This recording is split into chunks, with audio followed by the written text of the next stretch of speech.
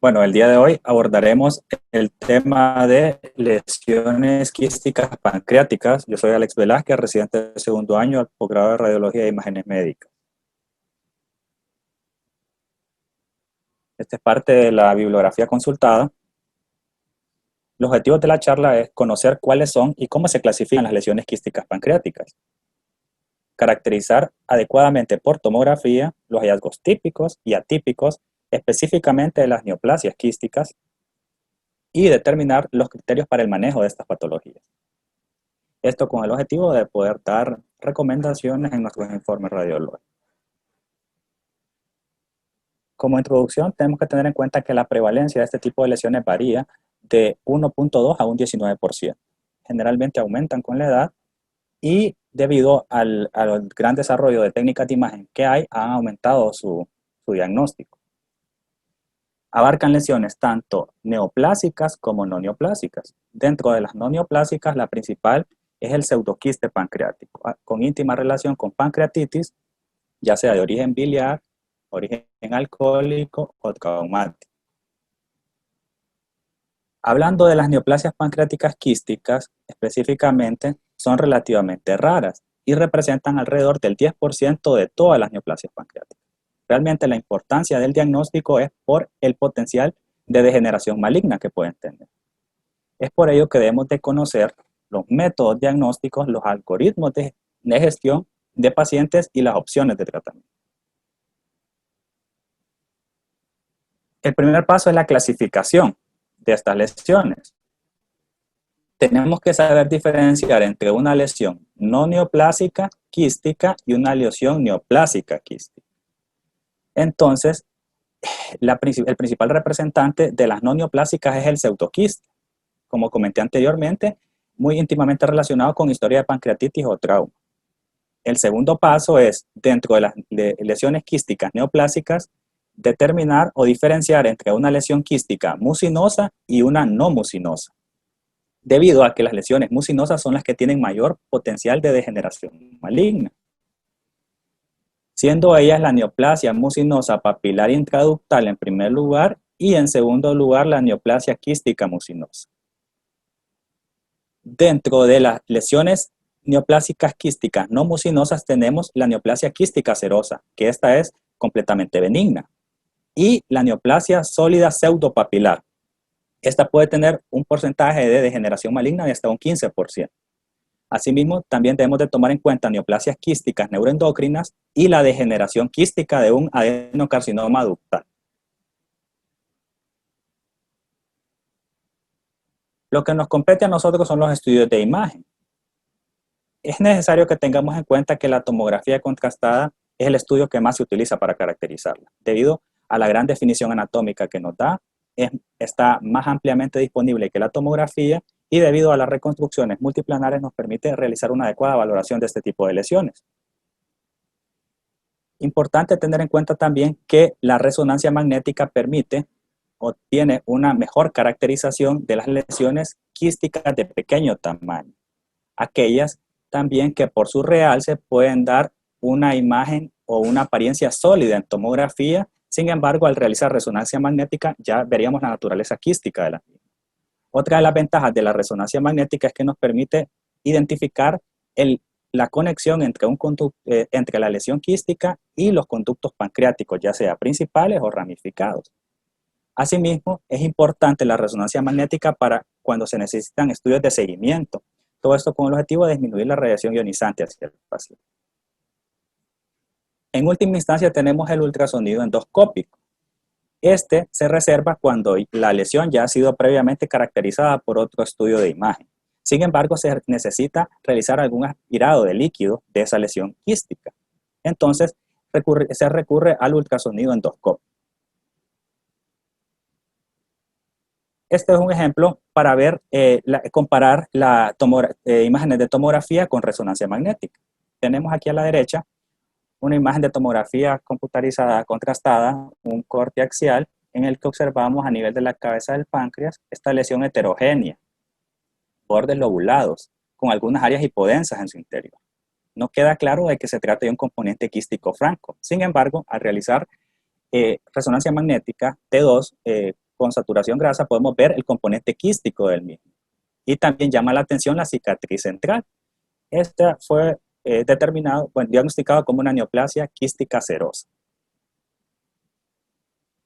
Aquí otro ejemplo del mismo, en el que vemos esta imagen hipodensa, en el cual no hay tabiques internos ni calcificaciones, tiene pared fina y llama la atención una sutil imagen hiperdensa en su interior. Al realizar una tomografía computarizada, observamos, una resonancia magnética, perdón, observamos que está en una secuencia ponderada en T2, observamos la naturaleza quística de la misma. Sin embargo, vemos esta imagen que sugiere necrosis de la misma. Y esto en el contexto de una necrosis amurallada de una pancreatitis necrotizante. Bueno, la clasificación de los quistes a nivel pancreático, en primer lugar, adopta una clasificación morfológica, en la que hay 4 categorías posibles. En primer lugar, tenemos el quiste unilocular, que es aquel quiste que no tiene tabiques, ni septos, ni componentes sólidos. El principal representante de los quistes uniloculares es el pseudoquiste pancreático. También se encuentran en las neoplasias quísticas mucinosas. El segundo en la clasificación morfológica es la lesión microquística. Las lesiones microquísticas generalmente es la suma de múltiples quistes de unos milímetros hasta 2 centímetros de diámetro. Y el principal representante son las neoplasias quísticas serosas. Dentro de las lesiones macroquísticas son aquellas que tienen septos y cada quiste que lo compone son de más de 2 centímetros de diámetro. Y los principales representantes son las neoplasias quísticas mucinosas. Y luego tenemos los quistes con componentes sólidos, que ya son los que tienen mayor riesgo de degeneración maligna, en la que los principales representantes, además de las neoplasias quísticas mucinosas, también son las neoplasias pseudopapilar sólidas. Pero, ¿qué es lo que tenemos que identificar o caracterizar en estos estudios? Bueno, los elementos, en primer lugar, los elementos relacionados directamente con las neoplasias quísticas. ¿A qué me refiero con esto? Bueno, indicar el diámetro, la ubicación, saber si está en la cabeza, en el cuello o en el cuerpo del páncreas, la cola, el número, si son únicas o múltiples, densidad y tamaño de los quistes. Con respecto al tamaño, ya mencionamos que menores de 2 centímetros son microquistes. El contorno o forma, redondeado, ovoideo o lobulado. Si el componente sólido que tienen realza tras la administración del medio de contraste. Asimismo, si hay presencia de nódulos murales en su interior. Si esa lesión tiene tabiques internos, si tiene cicatriz central, el espesor de pared. Menciona en la literatura que espesores mayores de 2 milímetros ya se denomina una pared gruesa. Los márgenes, si son lisos o si son irregulares. Presencia y localización de las calcificaciones, las cuales pueden ser centrales, periféricas o estar a nivel de los septos. Y si existe una comunicación visible con el conducto pancreático principal. Una vez que logramos describir estos elementos relacionados directamente con la neoplasia quística, vamos a describir los relacionados con el efecto de masa que pueda crear. Y a esto me refiero, en primer lugar, si hay una dilatación del conducto pancreático principal. Entonces, la dilatación, en primer lugar, ver si está presente o no. Y luego caracterizar si es anterior a la masa o posterior a la misma. Luego, el grado de dilatación, entendiendo es que la dilatación, el calibre normal es de 1 a 3 milímetros. Ya de 3 a 5 es una dilatación leve, de 5 a 9 es una dilatación moderada y mayor de 10 es una dilatación severa que se relaciona con potencial maligno. Asimismo, ver cuál es su relación con las estructuras vasculares, si las envuelve o únicamente las desplaza. Y relación con estructuras biliares. A esto me refiero si hay dilatación del conducto colédoco. También es importante tener en cuenta si hay atrofia pancreática previa, porque muchas veces vamos a tener que hacer diagnóstico diferencial con pancreatitis crónica. Con respecto a la precisión diagnóstica, es algo limitado, debido a que muchas de estas características de las lesiones se superponen unas con otras. De hecho, existen características típicas solo en un 60% de los casos. Entonces, la precisión diagnóstica no puede ir más allá de ese 60%. Lo que sí podemos decir es si cumple características de benignidad o de malignidad, siendo las que más orientan hacia malignidad una pared gruesa, irregular, con un componente sólido que realce, dilatación del conducto pancreático principal y calcificaciones periféricas. Pero si estamos ante una lesión que tiene bordes lisos, márgenes lisos, de bordes lobulados, sin componente sólido en su interior que realce, entonces probablemente estemos ante algo benigno. Aquí les presento dos imágenes de tomografía computarizada, cortes axiales. En la de la derecha observamos estas imágenes hipodensas de pared fina, sin tabiques ni calcificaciones, localizadas en la cabeza del páncreas y en la cola. Estas están en relación a pseudoquistes pancreáticos traumáticos. Podemos ver la alteración de la grasa a nivel del retroperitoneo. Sin embargo, la imagen de la derecha, una imagen de tomografía computarizada en corte axial, en el que evidenciamos, si bien es cierto, una imagen hipodensa a nivel del cuerpo del páncreas, podemos ver de que su pared es engrosada y que realza de forma heterogénea, y esto ya nos orienta hacia algo neoplásico. Empezando con las lesiones, en primer lugar está el pseudoquiste. La definición en sí de un pseudoquiste es una lesión quística sin revestimiento epitelial. Importante tener en cuenta que se encuentra asociado con pancreatitis, debido a que en el curso de pancreatitis hay, en primer lugar, colecciones pancreáticas que pueden tender a reabsorberse en el curso natural de la enfermedad. Pero si esto no sucede y pasan más de 4 semanas, estas tienden a formar una pared con tejido de granulación, y es a lo que conocemos con pseudoquiste. Y estas serán ricas en enzimas pancreáticas. Pueden ser únicos o hasta un 10% múltiples. Generalmente, un pseudoquiste no va a producir síntomas, a menos que estemos en el contexto de que por su aumento en el tamaño produzca compresión de estructuras adyacentes. Por ejemplo, que produzca compresión del estómago y de una sensación de plenitud con disminución del peso del paciente, como una masa palpable a nivel abdominal, o que produzca una compresión de los conductos biliares y el paciente tenga ictericia. Importante tener en cuenta que es la principal lesión quística a nivel del páncreas, representa el 80% de la. Tenemos que tener en cuenta que el diagnóstico es fácil si hay una historia clínica bien florida, en el cual el paciente ha tenido historia de dolor abdominal, ya sea en el contexto de un trauma o de un paciente alcohólico o que padece de cálculo biliar. Entonces el diagnóstico es sencillo. Sin embargo, cuando la historia clínica no es muy clara, los estudios de imágenes de elección para valorarlo, la tomografía presenta una sensibilidad entre el 93 al 100% para poder detectar pseudoquistes pancreáticos, dentro de los cuales sus características de imagen serán una imagen quística, unilocular, sin presencia de tabiques, sin presencia de calcificaciones, que puede contener detritos en su interior y de pared fina. Ya si observamos áreas necróticas, ya sugiere que está infectado. El principal diagnóstico diferencial del pseudoquiste son las neoplasias quísticas mucinosas, las cuales sí tienen degeneración maligna.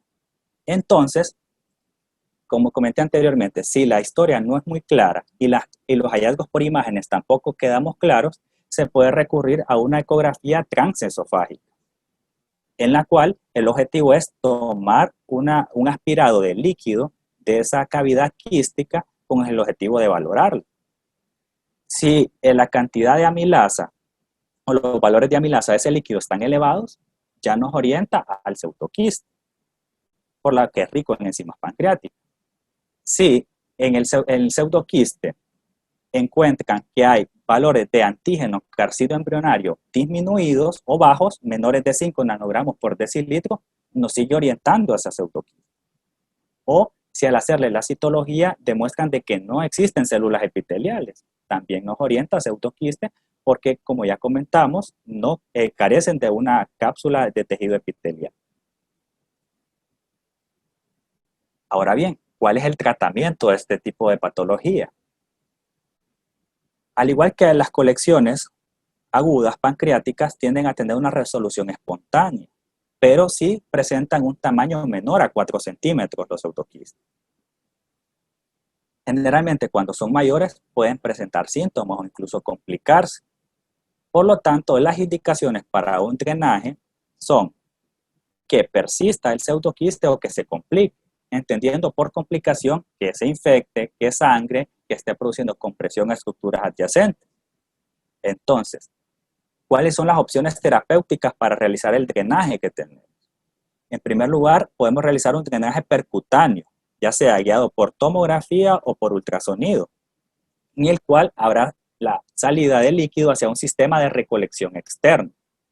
Sin embargo, una de sus principales complicaciones son las infecciosas. Otra segunda opción es el drenaje quirúrgico, en el cual se produce una anastomosis. Se realiza una anastomosis entre la cavidad pseudoquística y el estómago, o la cavidad pseudoquística y intestino delgado. Generalmente no son la primera opción los drenajes quirúrgicos, porque si bien es cierto, tienen altas tasas de éxito, también tienen altas tasas de complicaciones. En la literatura consultada exponen de que una de las principales técnicas a realizar es el drenaje mediante técnicas de ultrasonido endoscópico o técnicas endoscópicas, en las cuales pueden haber dos abordajes posibles. Un abordaje transpapilar, que es que se va a preferir ese abordaje cuando el pseudoquiste está próximo a la cabeza del páncreas, o realizar un abordaje transgástrico o transduodenal. Se va a preferir cuando el quiste o el pseudoquiste esté en contacto con esa pared gastroduodenal. Ha presentado bastantes tasas de éxito y pocas tasas de complicación. Entonces, aquí tenemos en esta imagen de tomografía contrastada en un corte axial, una imagen hipodensa, unilocular, sin tabiques ni calcificaciones, tiene pared fina y vemos que está asociada con derrame pleural bilateral en el contexto de pancreatitis y corresponde a pseudoquiste, localizado en el cuerpo y cola de páncreas. Asimismo, este corresponde a la imagen que vimos en las primeras imágenes de tomografía que les mostré, en la que vemos dos imágenes uniloculares hipodensas, una localizada en la cabeza del páncreas y una en el cuerpo y cola, de importante dimensión, con pared fina, asociada con alteraciones a nivel de la grasa retroperitoneal. Corresponde a un pseudoquistes postraumático. Entonces, ahora vamos a entrar a las neoplasias quísticas. La primera a evaluar será el cistoadenoma seroso, debido a que es la neoplasia quística benigna. Se presenta en mujeres entre la quinta y la séptima década de la vida. Algo que hay que tener en cuenta es que generalmente se localiza en cabeza de páncreas y hasta en un 35% de los casos lo podemos ver en cuerpo y cola. Es benigno porque tiende a desplazar estructuras vecinas en lugar de invadirlas. El tamaño es muy importante porque si mide más de 4 centímetros, esta lesión tendrá una tasa de crecimiento de hasta 2 centímetros por año en estudios subsiguientes. Sin embargo, si es menor de 4 centímetros, únicamente puede llegar a crecer hasta 0.1 centímetros por año. ¿Qué patrones morfológicos tenemos? Bueno, el primer patrón y el más común, el cual representa hasta el 70% de los casos, es el microquístico, en el cual se caracteriza por lobulaciones externas, las cuales están formadas por el conglomerado de múltiples microquistes. Así bien, también podemos observar una cicatriz fibrosa central asociada con calcificaciones con patrón radiado. ¿Cómo es que se produce esto? Bueno, cuando se van anexando unos quistes con otros, están separados por bandas fibrosas. Estas bandas fibrosas contienen vasos sanguíneos. Sucede que al momento de ir aumentando de tamaño la lesión, estas bandas fibrosas tienden a retraerse, produciendo la cicatriz fibrosa central, que es característico de este tipo de patología. Al tener estructuras vasculares, estos tabiques van a presentar, estas bandas fibrosas van a presentar realce de esa porción. sobre todo en imágenes, bueno, en estudios contrastados desde la fase arterial. Sin embargo, el realce va a persistir en imágenes tardías.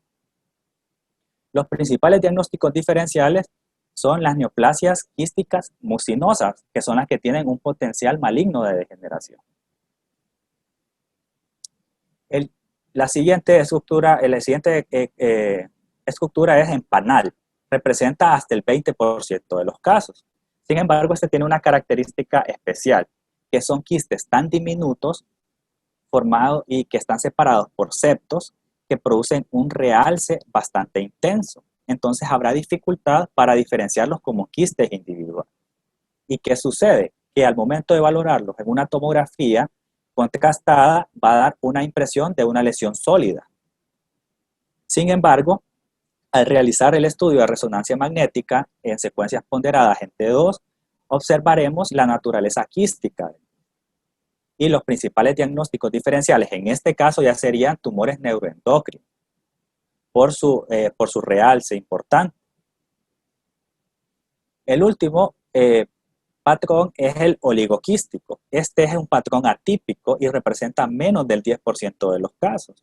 Ya vemos macroquistes separados por tabiques. Y los principales diagnósticos diferenciales son también neoplasias quísticas, neoplasias serosas, pero sólidas, con componente microquístico. ¿Qué tenemos que llevarnos de las neoplasias quísticas serosas? Bueno, que su patrón típico va a ser un patrón microquístico con cicatriz central y patrón estrellado de calcificación. También el patrón en panal es característico, pero ya son estudios valorados por resonancia magnética. Las características atípicas generalmente están asociadas con patrones oligoquísticos, en el cual puede haber hipertensión portal provocada por la compresión de la vena esplénica.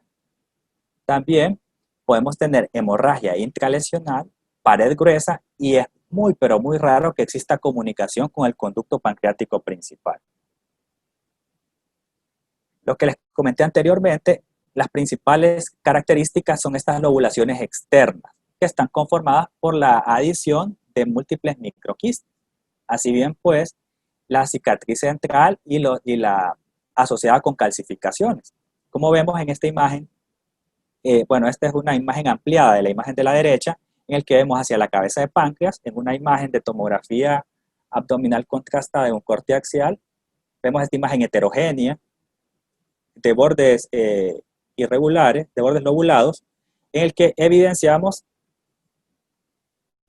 el realce de estos tabiques fibrosos que le dan esa apariencia de cicatriz central. Este es otro ejemplo. La imagen de la derecha es una imagen de tomografía abdominal contrastada. Observamos hacia cabeza de páncreas esta lesión de bordes lobulados, heterogénea, en la que tiene áreas hipodensas y áreas de mayor densidad que podrían corresponder a componentes parcialmente sólidos. Sin embargo, se realizó un estudio de resonancia magnética ponderado en T2, que estamos viendo aquí, un corte axial, que vemos que realmente toda la naturaleza del mismo es quística, con su cicatriz central. Probablemente lo que estábamos observando, esto como parcialmente sólido, es el realce de los tabiques. Este es otro estudio de resonancia magnética, también ponderado en T2, en el que vemos la naturaleza quística del mismo. Vemos sus tabiques y llama la atención esta ausencia de señal en su interior, que es compatible con calcificación, característico del cistoadenoma seroso microquístico. Este es otro ejemplo, imágenes de tomografía computarizada cortes axiales. La que está ubicada a su derecha es simple, en que vemos que existe una imagen hipodensa de bordes lobulados localizado hacia el cuerpo del páncreas y que tiene una calcificación en su interior. Al aplicar medio de contraste vemos cómo realzan esos tabiques y le da esa apariencia de cicatriz radiada asociada con las calcificaciones, y el diagnóstico más certero es un cistoadenoma seroso. Aquí más ejemplos en los que vemos la secuencia de una tomografía abdominal contrastada en una fase arterial, fase venosa y una fase tardía. Llama la atención los bordes lobulados y un realce central asociado con calcificación. Podemos observar que en una fase venosa podemos ver los diferentes tabiques que tiene el componente quístico, y lo que llama la atención es que persiste en imágenes tardías ese realce asociado con calcificación. En este caso, el diagnóstico más certero es un cistoadenoma seroso. Se consideró la posibilidad de que se tratara de un tumor neuroendocrino, pero al ver las características de imagen, se optó por el diagnóstico de cistoadenoma seroso. Avanzando en la presentación, ahora hablaremos de neoplasia pseudopapilar sólida. Hay que tener en cuenta que se presenta sobre todo en mujeres jóvenes. La media de edad es a los 30 años. Tiende a localizarse en cabeza o en el cola del páncreas. Algunas hipótesis sobre su formación mencionan que en un inicio, cuando es de tamaño pequeño, es un tumor sólido. Sin embargo, su tasa de crecimiento no es comparada con su aporte vascular. Entonces, al crecer más rápido que el aporte vascular quede insuficiente, llega a tener áreas de degeneración quística, las cuales realmente son áreas de necrosis. Sus características típicas por imagen las observamos cuando presentan tamaño mayor a 3 centímetros. ¿A qué me refiero con sus características típicas? Bueno, estaremos ante una lesión heterogénea, pero circunscrita, con una pseudocápsula gruesa. Y tendrá áreas centrales de hemorragia y de degeneración quística, que habíamos dicho que corresponden a áreas de necrosis. Pero en la periferia tendrá componente sólido. También calcificaciones periféricas ante el 60% de los casos, y como mencionamos que hay hemorragia interna, puede asociarse también a la formación de calcificaciones distróficas. Los componentes sólidos tienen realce heterogéneo durante la fase arterial y van aumentando de forma progresiva en la fase portal y tardía, pero realzan menos que el páncreas normal. Los diagnósticos diferenciales siempre tener en cuenta las neoplasias quísticas mucinosas. Las características atípicas se presentan cuando el tamaño es menor a 3 centímetros, debido a que ya es una masa sólida, homogénea, y pueden tener calcificaciones en el 25% de los casos. Generalmente no se observa cápsula periférica, degeneración quística ni hemorragia interna. Hay realce temprano, heterogéneo y gradualmente creciente. Aquí ya los diagnósticos diferenciales están con los tumores neuroendocrinos y también con metástasis. Estos son ejemplos de tomografía axial contrastada de neoplasia pseudopapilar sólida, en el que observamos hacia la cabeza del páncreas esta imagen de bordes definidos, heterogénea, con áreas hipodensas en su interior que corresponden a áreas de necrosis, y vemos que hay componentes sólidos periféricos que realza de forma heterogénea. En este contexto, también observamos en la imagen de la derecha que es el mismo paciente, que hay múltiples lesiones quísticas en el hígado, pero la de mayor dimensión, con características similares a la lesión identificada en la cabeza de páncreas, que esta corresponde a metástasis. Entonces, en este el diagnóstico más certero es el de una neoplasia pseudopapilar sólida, debido a que pueden tener este tipo de degeneración maligna hasta en un 20% de los casos. Aquí vemos otro ejemplo en el cual hacia la cola del páncreas vemos esta imagen de pared irregular, circunscrita, con algunos septos en su interior, con componente sólido periférico asociado a algunas calcificaciones, con contenido hipodenso, y lo que llama poderosamente la atención es esta área de mayor densidad, que corresponde a hemorragia, la cual está muy en relación con la neoplasia pseudopapilar sólida. Ahora bien, tenemos la neoplasia quística mucinosa. Representa el 10% de las neoplasias quísticas de páncreas y es casi exclusivamente en mujeres de mediana edad, generalmente entre 40 y 50 años. ¿Pero por qué exclusivamente de mujeres? Debido a que el estroma de este tipo de neoplasia es ovárico. Y de hecho, eso es lo que lo diferencia de una neoplasia mucinosa papilar intraductal, porque el estroma de esta otra lesión, si bien es cierto, también es mucinoso, pero será un estroma de los conductos pancreáticos. Predominantemente se van a localizar en el cuerpo y cola, y hay ciertos factores de riesgo que se asocian a malignidad, como un tamaño mayor a 3 centímetros o la presencia de nódulos intralesionales que realcen tras la administración del medio de contraste.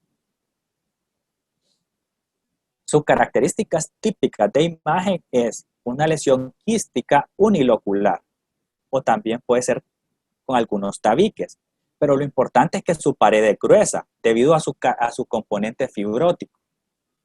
Si bien es cierto, tiene calcificaciones, estas tienden a ser periféricas, curvilíneas o también denominadas en cáscara de huevo.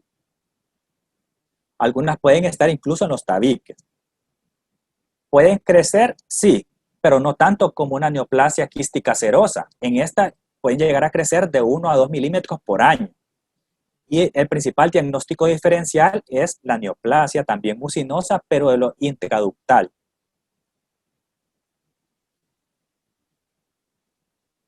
Como estas lesiones tienen alto potencial de degeneración maligno, todas deben de resecarse. De hecho, para las lesiones que son menores de 4 centímetros y que no tienen componente nodular intralesional, se recomienda la resección laparoscópica. Si estamos ante estirpes no invasivas, entonces al realizar la resección no va a requerir vigilancia después. Sin embargo, se ha demostrado que las tasas de supervivencia alcanzan hasta el 70% a los 5 años. ¿Qué pasa si un paciente no es candidato a cirugía o rechaza la cirugía? Entonces, bueno, hay algunas alternativas y dentro de ellas está terapias de ablación guiadas por ultrasonido endoscópico, en el que utilizan agentes químicos para poder realizar la ablación de este tipo de lesiones quísticas. Este es un ejemplo de un cistoadenoma mucinoso en el cual observamos a nivel de una tomografía abdominal contrastada a nivel del cuerpo y cola de páncreas, una imagen de bordes gruesos, irregulares, con algunos septos en su interior. No hay calcificaciones periféricas, pero lo que sí llama poderosamente la atención es este componente sólido en el interior de la vena mesentérica superior, lo cual ya no da signos de invasión.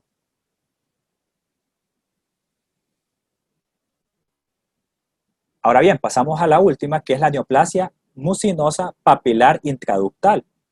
Y de hecho, esta es la neoplasia quística más común. Se puede presentar hasta en un 20 a un 50% de los casos. Esta se sale del patrón que hemos estado viendo porque es más frecuente en hombres, con una media de edad de entre 60 y 70 años, y su incidencia aumenta con la edad. Y es debido a una transformación mucinosa del epitelio ductal de los conductos pancreáticos. Entonces, al producir mucina, entre más mucina produzca ese epitelio, más lo va a dilatar al conducto. Estos se van a clasificar según el conducto de origen, siendo sus probables orígenes el conducto pancreático principal o un conducto pancreático o una rama de los conductos, ¿verdad? Entonces, algo que hay que tener en cuenta es que surgen con mayor frecuencia en el proceso uncinado, hasta en un 70% de los casos. Entonces, como dijimos que pueden ser de conductos ramificados, conducto pancreático principal, y la otra opción es que sea combinado, que sea de ambos. Al hablar de conductos ramificados, la morfología varía dependiendo del número de ramas que estén dilatadas. En la literatura lo refieren como dilataciones pleomórficas. El diagnóstico va a depender de la comunicación con el conducto pancreático principal, que no está dilatado. Bueno, no es que no esté dilatado, sino que no alcanza, dijimos que hasta 3 es lo normal, pero puede estar un poco ensanchado, hasta llegar hasta menos de 5 milímetros. Y el medio de contraste se va a utilizar para valorar los componentes nodulares y el grado de engrosamiento que tenga la pared. Ahora bien, del conducto pancreático principal hay una dilatación del mismo de más de 5 milímetros. Puede ser un patrón difuso y ese patrón puede causar un abultamiento de la papila duodenal hacia la luz del duodeno, y este hallazgo en específico se considera casi diagnóstico de esta patología. Algo que tenemos que tener en cuenta es que si vemos una dilatación de todo el conducto pancreático, ver cómo si se está asociado con atrofia parenquimatosa, porque aquí ya se nos pone difícil el diagnóstico diferencial con una pancreatitis crónica. Entonces, en ese contexto tendríamos que valorar más características, pero del parénquima pancreático, ir a buscar si hay algún tipo de calcificación, ver que ese realce del páncreas al aplicar medio de contraste no va a ser tan normal, porque recordemos que hay habiendo una sustitución fibrosa en el contexto de una pancreatitis crónica, porque ambos van a tener ese conducto pancreático principal dilatado. La mejor modalidad diagnóstica para valorarlo es resonancia magnética, porque no en todos los casos, pero en la mayoría se va a poder identificar la conexión de la lesión quística con el conducto, ya sea el ramificado o el pancreático principal. Entonces, aquí vemos una imagen de tomografía computarizada en que vemos esta imagen lobulada, hipodensa, y queda la duda si en realidad es un componente quístico o un componente sólido el que tiene. Bueno, al realizar la resonancia magnética ponderada entre dos, vemos que se trata de una lesión quística que conecta con los conductos pancreáticos. Entonces, estamos ante una neoplasia mucinosa papilar intraductal. Esta otra es un ejemplo de colangioresonancia en el que vemos múltiples lesiones quísticas que están en los conductos, en las ramas de los conductos. Sin embargo, podemos observar que está asociado a un ensanchamiento también del conducto pancreático principal. Y aquí vemos una lesión de mayores dimensiones, pero podemos ver que hay múltiples. Esta imagen corresponde a un ultrasonido endoscópico en la cual evidencia una imagen nodular en el interior de un conducto pancreático ramificado y que esto es de muy mal pronóstico. En esta otra observamos una imagen de tomografía en la que llama la atención la importante dilatación y la tortuosidad con la que se encuentra el conducto pancreático principal. Y observamos que en su interior se observa esta imagen sólida que realzó con el medio de contraste. Entonces ya estamos viendo de que tiene una transformación maligna y que el pronóstico en este paciente no va a ser bueno. Las diferentes sociedades que estudian páncreas, tanto la Sociedad de Gastroenterología, sociedades pancreáticas, el Colegio Americano de Radiología, todos manejan generalmente las mismas características para valorar estas patologías. Entonces estamos con estigmas de alto riesgo de malignidad, los cuales tienen que ver directamente con el riesgo quirúrgico que tenga ese paciente. Es así que una ictericia obstructiva en un paciente que tenga una lesión quística en cabeza de páncreas o que tenga un nódulo mural que realce y que sea más de 5 milímetros o que el conducto pancreático principal sea más de 10 milímetros, ya esto nos está orientando a que ese paciente se tiene que ver de qué forma se le ayuda. Ya son estigmas de altos de malignidad. Sin embargo, algunas características que sí son preocupantes, pero que se pueden realizar seguimientos continuos, son la presencia de un quiste más de 3 centímetros, que sí tenga un realce el nódulo mural, pero que sea menos de 5 milímetros, que exista un engrosamiento y realce de las paredes de los quistes, que el conducto pancreático principal tenga una dilatación moderada entre 5 a 9 milímetros, que no haya realce del nódulo mural o que haya un cambio abrupto en el calibre del conducto pancreático distal a la atrofia del páncreas. También la asociación con linfadenopatías, el incremento de los marcadores como el CA19-9 o que el rango de crecimiento de ese quiste sea más de 5 milímetros en 2 años. Así bien, pues, se presentan este algoritmo de tratamiento para este tipo de pacientes, algoritmo de manejo, en el cual, al tener una neoplasia mucinosa papilar intraductal, ya sea valorada por tomografía o resonancia, y es de un conducto principal combinada o es de ramas, se va a valorar el riesgo-beneficio. Y dependiendo si es de bajo riesgo, se va a hacer una resección del mismo. Luego, se va a valorar el tamaño. Vamos a ver que tamaños menores de 2 centímetros, vamos a hacer un seguimiento del mismo. Pero el seguimiento en tiempo va a depender de qué tan grande es. Si es menor de 1 centímetro, entonces el seguimiento va a ser anual. Si es entre 1 y 2 centímetros, va a ser cada 6 o 12 meses. Y ya si es mayor de 2 centímetros, puede ser cada 3 a 6 meses. Teniendo en cuenta que si el crecimiento pasa de mayor de 1 centímetro al año, o pasa a ser un tamaño mayor a 3 centímetros, el siguiente paso es realizar un ultrasonido endoscópico, con el objetivo de tomar muestra de ese líquido, hacer citología y valorar las células neoplásicas, la presencia de células neoplásicas, valorar cómo se encuentra el antígeno carcino embrionario. Valores menores de 5 nanogramos sobre decilitro dan para resultado para benignidad, pero si está elevado más de 192 es completamente maligno. Entonces, si está positiva esa citología, hay que valorar la resección del mismo. Y bueno, este es lo que les había preparado de la charla de hoy. Estoy atento a sus comentarios y espero que la hayan aprovechado la clase.